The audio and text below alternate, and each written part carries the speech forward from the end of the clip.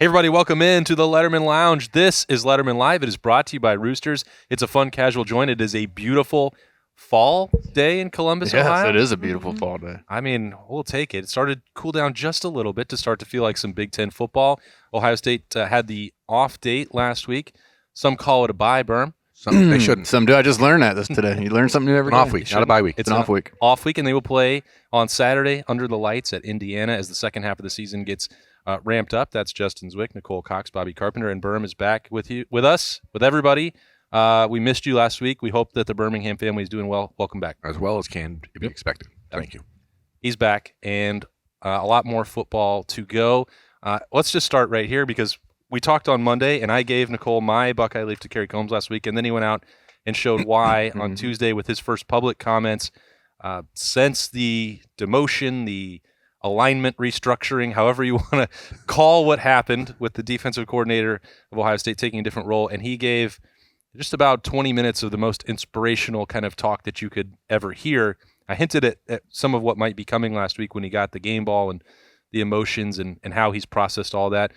And then he went out and talked and showed why. And you've mentioned your relationship and knowing him for a long time. I know it doesn't surprise you, but let's just start right there because from the off date, I mean, Kerry Combs kind of stole the show there. Absolutely. And I'm totally copying you with my Buckeye leaf because he deserves it. I just have so much respect for someone that can, he, as he was saying in his speech, he preaches to his players, we're benching you because this is what's best for the team. And he goes, I promise this is what is going to be best for everyone. And now he's doing the same thing. So he can take his own advice, which, I mean, that's hard for anybody to do sometimes. So, he's just awesome. Yeah, it's always different to tell somebody else that you have to do it.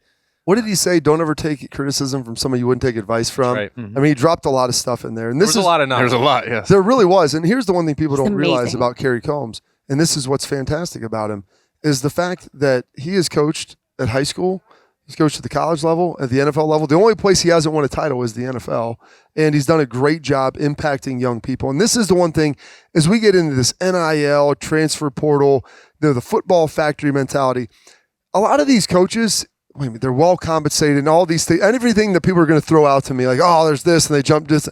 But a lot of them get into it because they love the game. And even more importantly, they love impacting young men. And that's why some of the guys prefer college over the NFL. Like, I can still impact these people's lives, and I can still impact their pattern of thought and behavior to where when they're older, it's going to make a difference in the decisions they make and the men that they ultimately become. And that's Kerry did it in high school. He did it in college.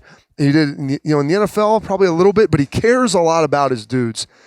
And so as he sat there and he rattled all of these things off, about taking the demotion and this and that and being disingenuous, because sports at its very granular level, the reason why everyone have, we get outside, you get athletic, you move around, you build teamwork, your camaraderie, but it's supposed to teach you those life lessons that you learn in small doses in sports, because it's not a life or death situation, but it's important to you enough that it's going to emotionally impact you. And how do you handle making a winning shot, losing, missing a shot that could have won a game, costing your team a game, sacrificing for your team, taking a reduced role or a different role than something you probably signed up for? How do you handle those adverse moments? That's what sports is supposed to teach you, so that one day when you're older, like all of us sitting up here, and you have, big things that happen in your life.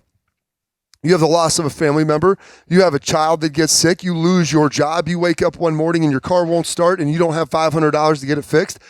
How do you handle those situations? And that is what it's supposed to teach. And that is what Kerry Combs was sitting here talking to these guys. I can't tell them that, hey, you know what? This will be good for you in your life. This is better for the team, and you need to learn how to handle this. And this is ultimately going to make us better. And then when he's given the opportunity to step up to bat, go and pout and crawl in a hole and say, hey, well, I mean, this was my dream. I mean, I love coaching Ohio State and to be the coordinator here. Like, outside of being the head coach at Ohio State, this was probably Kerry Combs' dream. Mm-hmm. And so it's taken away in a very public fashion. Yep. And so it's not something that you can hide behind and say, like, oh, this or that. No, it was talked about. And so for him then to be disingenuous and be like, I'm going to go in and do my job, but I'm not going to have the enthusiasm that I had before. I'm not going to have the zest for coaching. I'm not going to pour into these players. I'm not going to try to make sure we win every game. I'm not going to support Matt Barnes and to make sure that he's doing the very, very best and maybe try to subvert him. Because I've been around coaches that they've done that. Like, I don't like this guy. Like, I don't respect him. Like, and they like slowly weave a tapestry to try to subvert their superior. We saw that happen in 2018. 100%. And with all those things going on, I apologize for my long soliloquy with this, but he had the opportunity to do it, and he stepped up, and he's done it. And for that reason, and that reason alone, I hope that this team goes on to make the playoff. I hope they win a national title so that this just doesn't become like a footnote in history. And it's like, hey, when you have adversity in your life, you handle it well, things can still go really well for you. And who knows next year and beyond and everything that happens. But I hope that it gets to that point so that this story can be told on a national level and kind of memorialized. Well, that's why we started the show this way, because I knew that there were going to be some strong feelings about it, and you needed a chance to do it. Jay-Z, is there anything you have to add that Bob didn't cover there? I don't think so. He Covered it pretty all. much hit it right on the head there. I mean, Kerry was a guy who came from high school, so I think that's more in him, that trying to groom young men, going to the NFL. I think that was something that maybe just happened and, he got wrapped up into it. But I think his real passion is being around young men and trying to make them better. And you can just see how, his thought process of this whole thing. And, we've talked about it all year when it was all going down. It happened pretty quick. 2 games and boom, hey, this is happening. Yeah. That locker room could have gotten really weird. We've had defensive players leaving. I mean, a lot of not bad stuff, but a lot of things have happened on that side of the ball. And for him to just keep that same attitude and the same drive with the kids involved, with the kids at the forefront, the team at the forefront, that's all that matters. We got to win, and I'm going to do everything I can. It just shows what kind of person he is, and it's great to have him on staff, no matter what role he's in. There's 2 reasons guys get into coaching and stay in it as long as Kerry Combs has. Number 1, because he loves mentoring people and helping them become better young men, better players, but also because he's as competitive as anyone you'll ever meet, and that drives these guys. And so to take that loss of a position, the realignment, whatever you want to call it, do it in such a public way, and to not lose that zeal that Bob's talking about. Like, hey, he still wants to be the best. Kerry Combs, you could tell, but listening to him last week, that's a guy who's been waiting to have a conversation about what he's been feeling. And, Yes. I don't think that, big picture-wise, that Ryan Day's preference would be for Kerry Combs to end up somewhere else next year. I still think that they want Kerry Combs in the locker room. Absolutely. And, you're looking at a transition period for the entire defense, from the veterans on the defensive line that have been slowly starting to be replaced, the secondary, the linebackers.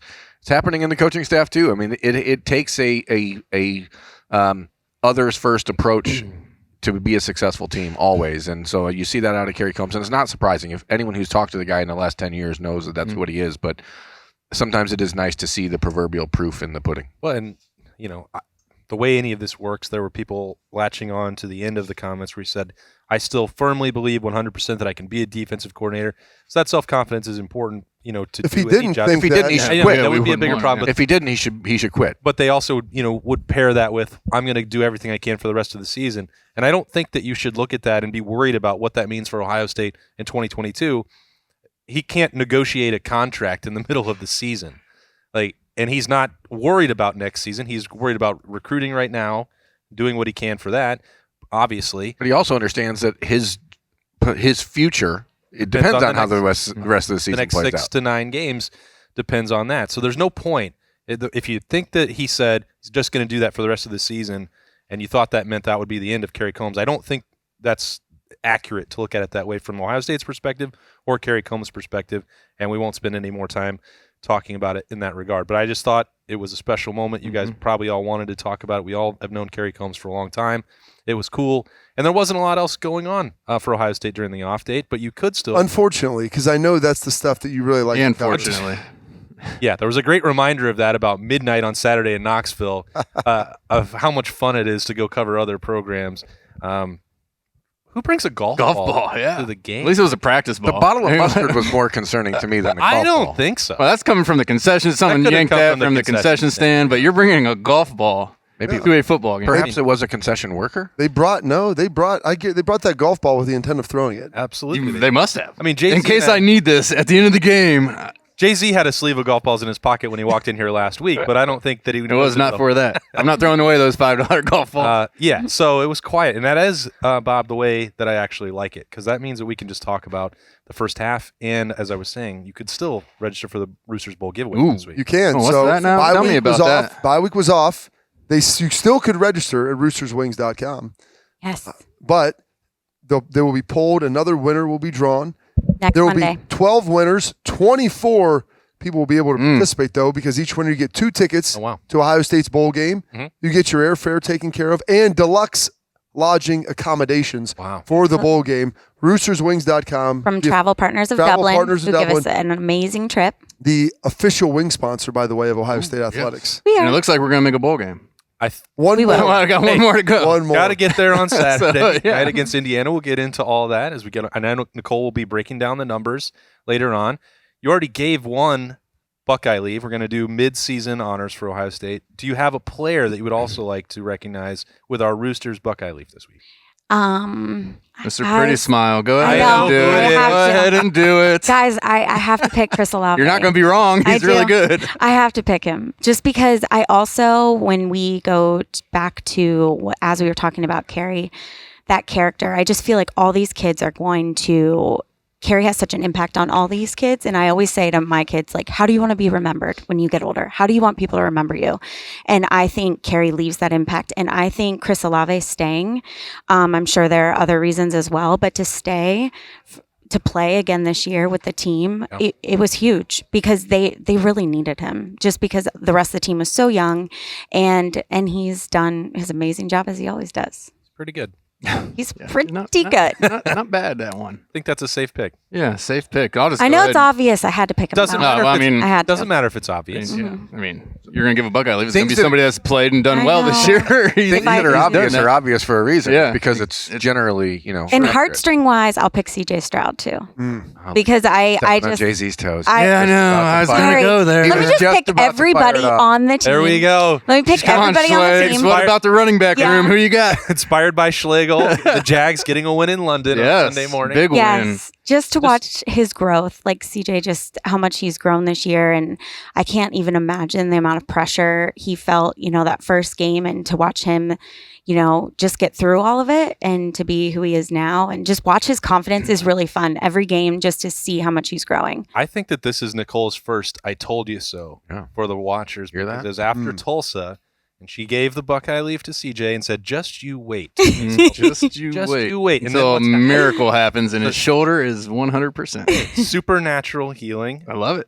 So I like that. Nicole's getting that edge. You guys, it did were get right. better. You can be sore. I've gotten sore before, and then you just need to let it rest for a minute, and then it's better.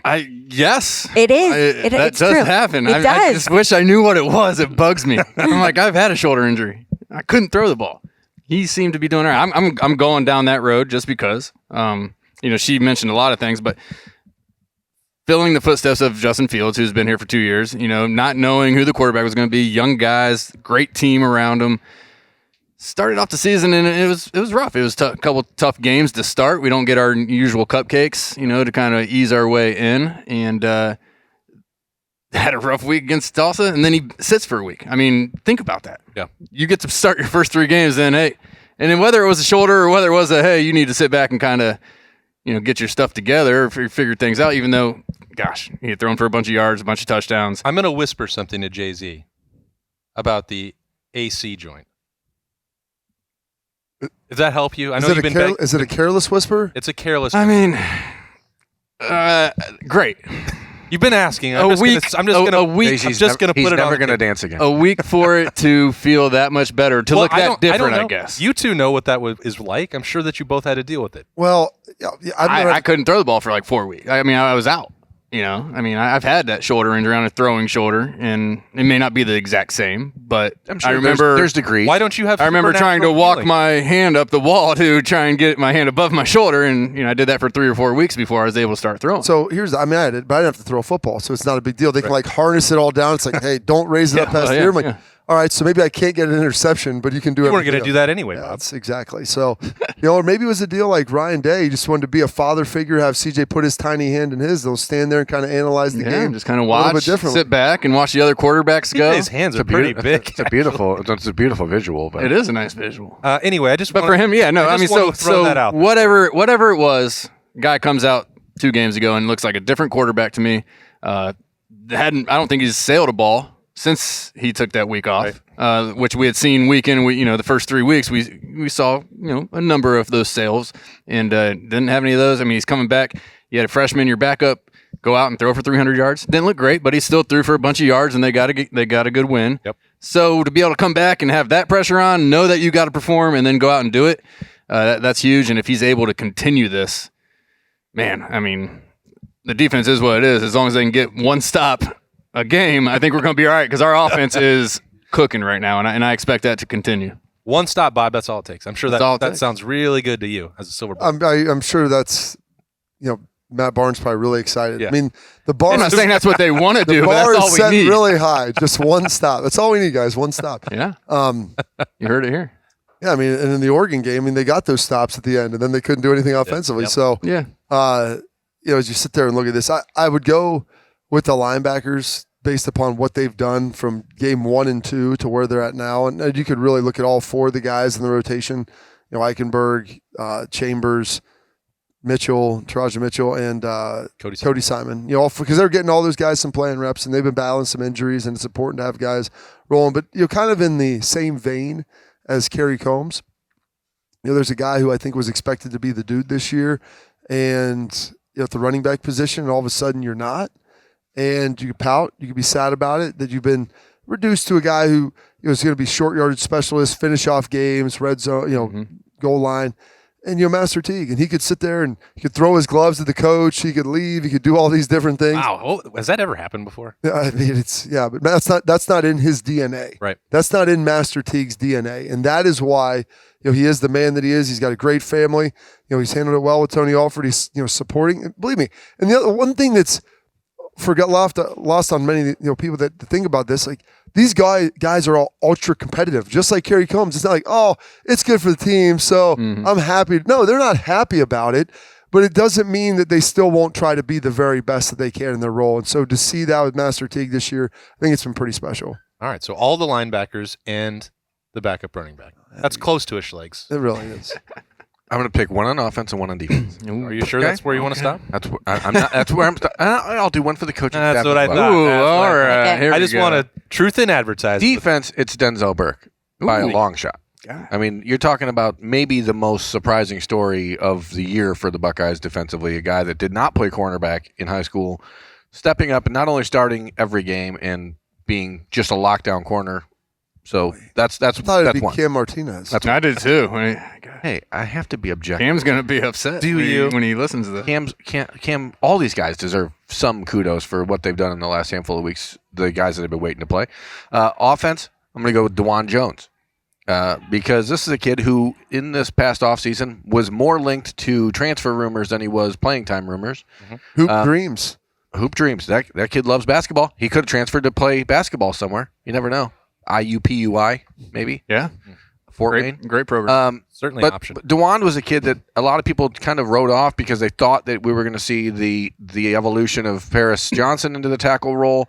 But instead you see DeJuan Jones, and he's been just absolutely dominating, despite the fact that we watched him in fall camp, and you were a little bit hesitant because Jack Sawyer was running around him like Tom and Jerry. I was concerned. We walked out of one training camp practice, and he struggled mightily in speed rush one-on-one. I thought, I don't know if I like this. But he's been great. It's allowed the Ohio State offensive line to be much more flexible, multiple than they had been. And defensively, or coaching staff wise, I'm just gonna. I mean, it's Matt Barnes. I mean, the guy has really just stepped into a role that he wasn't expecting. And on the flip side, the inverse of the Kerry Combs thing. I mean, these guys all want to be great, and Matt Barnes, rather than pumping up his chest or making it about, oh, I'm getting this opportunity now, he's focusing on just getting better every week. And the defense between him, Al Washington, Kerry Combs, and Larry Johnson, I think they all deserve a ton of credit for being able to shift on the fly the way they have, and for not just to be the defense playing better, but for there to be almost noticeably more cohesion among them. Like personally, you see at Al Washington, they're all just feeling a lot better about their roles, I think, because it just helps define it. Yeah. Wow, you guys left me so many options. Yeah. I could really just go to town. The best running back, I think, in the country right now is TraVion Henderson. I know that there's a lot of other options, and Spencer would say, well, maybe he's top 5, maybe top 10. Spencer. This I'm going guy- to say top 2, but I Who would you put up there with him? I'd probably Bijan? take Bijan Robinson. Okay. Just because he's a little more the experienced absolute catching the ball. and gushing stuff. over Bijan over the first 6 weeks is nuts to me. He's good, but It's then in the anything middle of Texas. this, in the middle Everybody of this gushes game, over Texas want when they you win to- a couple Gus is like, games. Bijan I for the Heisman. No, I want you you're to- not even winning the game. I want you to put Bijan on I want you to put Bijan on a team that is really good, and I think your team would be different. Like, why don't you wait until the game is over and see if Texas can actually win one before you because want a to give? team doesn't matter for how good that Hey, player the is. Heisman should go to the best player on the best team, and Texas is not that. I mean, we're just rewriting the rules. Well, that's my personal I mean, opinion. most- And that's basically But what that's how it basically goes. what has happened. That's how it goes, but in it the should be, Jeremy Birmingham. it shouldn't be that way. I mean, it should go to the best player in America. Wow. in America. Yes. I don't agree with you, but I don't agree he's the best player in America. he's not, or Texas wouldn't be losing these games and struggling to get a first down in the second half. You have a running back that's the best in America. That shouldn't be a problem. But anyway, Eddie George won the Heisman. He was the best player in America. That team lost games. I mean, games. Was it plural? They were still the They lost Buckeyes. the game. Game up, right? I mean, that was 95, a. They lost too. I didn't. Bowl game doesn't count Oh, now we're because just rewriting all the rules. because they voted on it prior to that. Okay, you win that battle. Yes. I'm out. Was that Florida State? And for that reason, I'm out. That reason was the Shark Tank. I'll just say then, Berm, that TraVion Henderson is very good, He sure is. and he's been the better. top 10 running back in the country. He's certainly in the top 25 running backs. He's one of the 10 best running backs in the Big Ten, without He's- question. Without question. He's one of the top 5 on Ohio State's roster, and I think probably top 1. Yep. And I didn't think that it would happen this quickly for him. We all knew how physically gifted he was, but we saw things in August when we're talking about DeJuan Jones. Well, tripping to fall down on blitz pickup and running down the field to block. Couldn't really do it. Didn't look great at it. Catching out of the backfield, was putting it on the ground. Well, the guy works incredibly hard. He's fixed all those things. He's a complete back. It happened. Some of this stuff we go back to Oregon forced them to maybe accelerate the learning curve, defense and at running back. And they put these guys out there, Cam Martinez, we can go on down the list. You guys have to do it now, and we're going to get through the growing pains. That worked for TraVion Henderson. And then you say Denzel Burke, is that obvious? Ronnie Hickman has been, I think, the best player on the defense for Ohio State at this point, and I wouldn't have guessed that coming out of August. So Ronnie, we leave anybody? I'm glad you mentioned Ronnie in there because Rockin' Ronnie is my dude. Isn't practice funny, though? Because you look at a guy like TraVion Henderson in August, and you see all these things he wasn't doing very well. Right. But we didn't get to see the one thing he does better than anybody else, which is just get the football and run. Yeah. And so once the season starts, then they go, why don't you just do this part that you do really well, and then we'll bring in the other guys for the other parts. And then he's out the gate. Spencer, what's the current line for the Indiana-Ohio State matchup? 19, Nicole. Ooh. 19. What do you got cooked up? Yeah. You knew it was coming. I know. She doesn't have her little book with her today. I It's a don't. night- Was that over I Parents don't. Weekend? Did you, I'm gonna say Did you lose that over Parents Weekend? It's a night game. 41-21. 41-20. That will cover. Is Penix going to be back? I highly doubt it. I don't think so. There were right? some people who said he might play against Michigan State, but I don't know if it No, that's really what. mattered. Well, Tom Allen was very coy in like who it was going to be. But he's also completed, thrown 4 touchdowns against 10 interceptions this year. Yeah, he hasn't been great this year. Yeah, even when he's I'm not sure that it matters, but we'll get into more of that in the second half of this show. 41-21. She won. Nicole's got it 41-21. 41-21. What Ohio else? State, right? I've picked that already too, but I love it. I just really want that score to really happen. I love that. Just keep just Cycling a working score. on it. Yes, It'll work. I love Yeah. it. Anything else that the folks need to worry about at Roosters? No worry. We just, the appetizer Tuesday is sticks. supposed to be mozzarella sticks. So we're really hoping for that. This store has some, so that's great. Well, they might all be gone because we got 4 baskets of mozzarella. That's okay. We need them. That is We need okay. them here, guys. Can't wait. Okay. And then the bowl trip. Everybody just keep registering. Yeah. So we'll pick another winner next Monday. I got to meet Jonathan Duffy, who is so sweet, bringing his best friend, and his wife is bringing her mother-in-law. So they're like getting another trip just so all of them can come. Yeah, so awesome. it'll be really Let exciting. me ask you this: if they end up playing in the Little Caesars Bowl, in We're going to make the Detroit, best of it. Will we fly or We drive? fly. What if they play in the BW3's Bowl? Where's that? Ooh. Oh, I don't even know if they have that No. anymore. I hope not. Boo. The Roosters Bowl would have put it out of business. Yes. For sure. Guys, I'm already just trying to think of ways we're just going to spin it, you know? I don't think there's going to be any concern about that. No. This team, the schedule gets tougher, but I think that they're clearly the most talented team in the league. We'll get into that after we let Nicole go about her day, and we'll take a quick break here on Lettermen Live, which is brought to you by Roosters. It's a fun, casual joint. And now with some early bowl predictions, Bobby Carpenter. Well, Austin, what I'm seeing here is 12 lucky Roosters guests are getting the opportunity to travel to this year's Buckeye Bowl game. Each trip comes complete with 2 tickets, airfare, and hotel. One prize winner will be chosen each week. Guessing to register weekly at roosterswings.com. That's great, Bobby. What I was asking was your prediction for the Buckeyes this bowl season. I have no idea. I'm going to Roosters right now to register. Precision engineering, rigorous attention to detail. A Bryant Evolution heating system is so well designed, it's as much of a joy to install as it is to use. Good to go. For the dealer nearest you, visit Bryant.com. All right, welcome back to Lettermen Live. It is brought to you by Roosters. We're rolling along. We're eating some mozzarella sticks. We're getting set for the second half of the season. Boys, I don't know how much you learned about the Big Ten over the weekend, if anything. I'm just going to say for me, when I'm watching, let's say, Indiana and Michigan State, supposed to be 2 teams that can push the reigning Big Ten champions, their rosters look like they're built to play a different sport. So I'm just going to say, having seen Penn State and Iowa and the struggles that Michigan has had, as I look at the second half of the schedule, it looks much tougher, and it will be. These teams are better.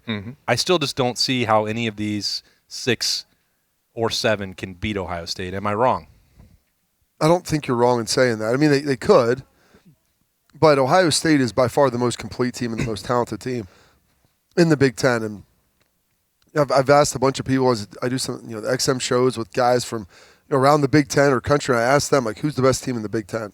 And every one of them, without hesitation, has told me Ohio State. They're the most talented team. When they're playing like this, they're unbeatable. And like Iowa, they lose to Purdue. I thought that's how the Maryland game would end up looking. I wanted to see a game where they couldn't force 17 turnovers. They got down. They played a team with an elite wide receiver, and they couldn't get pressure. And then all of a sudden they have to play in a chase game, and that's about how I thought it would look. Now, I thought that they would still win that game against Purdue. The spread was like 11.5. I'm like, why would you think that I would be able to cover this? They're coming off a very emotional game. They have a bye week coming up, and this the same thing a little bit with Michigan State. They're playing Indiana, and so I try to look at this. They're playing Indiana. They have a bye week after this. Then they have Michigan after that. Everyone's telling them how great they are. That was a classic game that I thought Michigan State was like primed to lose. Classic trap. Yeah. Yep. Checked all those boxes. Yeah, but they got it done. And Iowa loses, and that will probably be the last game they lose. And if that's the case, then they'll still be a top 10 team. Now maybe Minnesota could beat them. They've looked pretty good. But if hopefully it's Iowa and they're 11 now, you have to imagine they went out, they'll be in the top 10, which would be great for the Big Ten East champ, which is hopefully Ohio State. Yeah, I think I was reading, as it sits now, we're going to maybe have like 5 out of our 6 last games of ranked opponents. Yeah. So that's a legit down the stretch. November's going to be a rough one. Yeah. November it could be. is for contenders. Contenders, not pretenders. But I agree. I don't think watching those teams, you see Michigan State and you think, all right, maybe they could be. All you got to do is stop that kid from running the ball, and, Rocky Lombardi's not coming through that tunnel anymore, so Weirdly still looks exactly like Rocky. well, he does, right? Yeah, it does. But a great catch he made on Saturday. Yeah. Oh, yeah, that was nice. These teams are more physical, though. That's Yeah. sort of where the catch-22 comes in. They all know they're not as athletically talented as Ohio State, but Michigan State, Michigan, even Penn State, these are teams that are going to be much more physical at the point of attack against Ohio State than Maryland was or Rutgers was. But- And I think but Penn State- that's where you get challenged. launched. The one thing they need, if they don't get Sean Clifford back, I'm going to tell you, Yeah, that's going to be bad. they were up 17-3 on Iowa. Like, that game turned. I mean, it was an emotional comeback win. When Sean Clifford exited the game, all of a sudden, Jahan Dotson's not near as good when there's Their no one getting offense the has ball. been the Devin Gardner, just throw it 50 yards Yeah. down the field and hope someone jumps and catches it. And Jahan Dotson has been able to do that with Sean Clifford. If the current quarterback, Taquan Roberson, can't throw it that far, then all of a sudden the offense changes quite a bit. Didn't appear that Mike Yurcich or James Franklin believed that he could do that. Yeah, and so that's obviously the rub there. But, I mean, you look at Indiana, this is a team that is 2-4. Their one real win of the season was against Idaho. They beat Western Kentucky 33-31. It hasn't mattered if it's Michael Penix or Jack Tuttle at quarterback. Their running backs have been terrible. You have a kid like Stephen Carr, the transfer from USC, who you thought was going to be a difference maker and hasn't been. And if you have quarterbacks that don't have time to throw the ball down the field, receivers can't do anything. It doesn't matter if you have Ty Freifogel and the other guy whose name is escaping me, who doesn't really matter. But Freifogel's the guy who last year had 46 catches and 110. Over 200 yards. Supposedly right? one of the greatest Big Ten receivers of all Yeah, time. I mean, the guy won the Big Ten Receiver of the Year award last year because he had a good day against John Wade. Yeah. But those guys, he still got 30-some catches in 6 games. He's going to get his, but I don't think that's enough to overcome what Ohio State should be able to do. Indiana's defense is tough, though. I mean, That's where they're good. They're feisty. Their defense is very solid. And that's what Michigan State. I mean, the line was 4.5. They won by 5. I mean, those people in the desert know what they're talking about. I didn't think it would look quite like that. But just like Purdue, they were able to slow down Iowa's rushing attack, and you push it back on the quarterback. All of a sudden, Peyton Thorne, I think, is pretty good for Michigan State. They've got some pretty solid receivers out there. Yeah, he's a much better quarterback than Rocky Lombardi. Honestly, if without Sean Clifford, Not by much. I think without without Sean Clifford, I would say Michigan State might be the second best team in the East. Well, that was my question was going to be I ranked them last week, 1 through 6, the toughest ones left. I didn't include the Big Ten championship game, which I assumed would be Iowa. I'm glad I left it out because that could change. So I don't think that Penn State is the toughest game. I had Michigan State there. Saturday gave me a little bit of a pause, and I'm not buying what the Wolverines are doing at this point. I think that that's a little bit of a fraud at this point, and it's not unusual for that to be the case for them. But what do you think is the toughest game left? Gosh. Well, Purdue's not because they got theirs out of the way. I mean, they get one big win a year. They got their shocker out of the way, right? How about this? Yeah. The fact that the last 2 teams that have beat Ohio State in conference or in a game, I was ranked second, and they got Purdue'd. Yep. I mean, it was so amazing. I'm watching that. I'm like, I watched this I've before. seen that before. I've seen this. I watched you guys both do it. Now one's doing it to the other. Yeah, They beat the number 2 out of them, they said. they did. That was an excellent tweet. Yeah, it was pretty good. That was. So they're not going to be the one. I think Michigan. Yeah. I'm going to go out and just say, Earl Bruce concurs. yeah, well, I mean, I'm not saying it's still- and you're not. Yeah, I don't mean to say that you don't think that's an important game. We all know that is. It's just so hard because every year they come out and they're the Big Ten. They're going to win the Big Ten conference every preseason, and then they come out and they look good in September, and then they start to fall off. We'll see what happens. That Michigan State-Michigan game could be the winner of that. Continuing to get that confidence might be the one that when we get up to them. What does the winner's manual say about September? That's a good Is it for question. pretenders? Nothing good happens past 10 o'clock. Okay. Hey, and the Buckeyes are subscribing to that on bye weeks. That they are. I still think it's Michigan. I mean, they're physical up front. They have a good power running game, and that's been sort of the weakness for the Buckeyes defense this year has been that softness in the middle. They have Flaccid middles. right. They have younger guys on the edge, AJ Hennings, who are able to get down the field. If Cade McNamara can throw the ball at all, then I think Michigan that game. Has he shown you at all? That though? seems like a pretty big No, if. and that's the one time he did it against Nebraska. I don't know. 50 of those yards came on a flea flicker, for heaven's sake. Sure. I'm like, that's not sitting there carving. Yeah. up. I'm just saying that There's a lot of football go. That backup there can sling the rock a J.J. little McCarthy's bit. an interesting player, and you How have. about Jen? Is the J for Jenny? I think so. Okay. But what you're Jimmy doing- John McCarthy. Yeah, Jimmy John's. Jimmy John's freaky fast. I mean, he's quick. I wouldn't say he's freaky fast, but the Quick release, freaky fast. They have the best collection of talent. Yes. On both sides of the offense, the running game and the passing game, and I think defensively that they still are different enough that Ohio I State. mean, you guys would know this more. Michigan does. It's in Ann They're Arbor. usually a top 10 recruiting class, right? I mean, generally, yeah. Yeah. So I mean, they have players. This is more maybe just the coaching getting them in the right spots or the right schemes. And I do think they've been blessed this season because they haven't played anyone that. their I mean, I know that their schedule looked on paper to be fairly decent, but Washington was bad. Wisconsin's a very bad iteration of their team. Yes. Nebraska's bad. I mean, they haven't. Well, They didn't have the Notre Dame game or something earlier this year like they normally I would. think Nebraska's better than people give them credit. they are, but getting they better, play teams that have been the right kind of bad. There isn't a team that's been bad defensively that can score a lot of points. Yeah. Because that's the one thing. Like, all these teams struggle mightily on offense, and they're pretty tough against the run.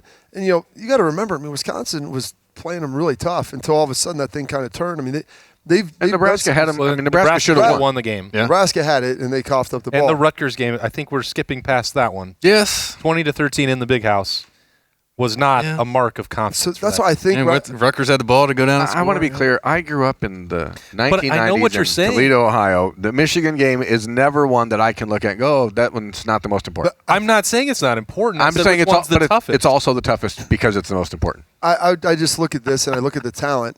Like, the team that has the best skill position player talent, I think, at this point is Michigan State. Top to bottom. Well, I mean, They have two really good wide I do like receivers. Speedy Naylor quite a bit. He's Naylor really and nice. Reed. Naylor's good. Naylor and Reed are both good. They can run the ball pretty well. Now, I don't know if they'll be able to do that against Ohio State.